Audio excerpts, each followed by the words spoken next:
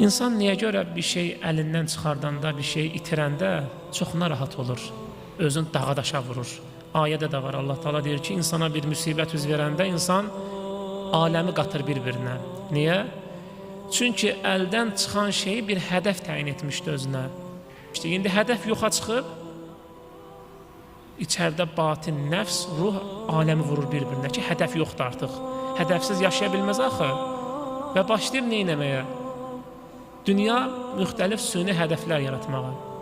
Bunu edim, yaxşı olacaq. Filan işi də görsədim, bütün dərdlərim həll olardı. Belədir da, elə deyilmi? Əksəriyyətimizdə belədir. And olsun Allaha ki, heç vaxt elə olmayacaq. Çünki mümkün deyil, dünyanın həqiqətində yoxdur ki, insan bir şeyə çata burada. Dünyadan bir şey hədəf təyin edə özünə və ona çata və rahatlaya. Bu mümkün deyil.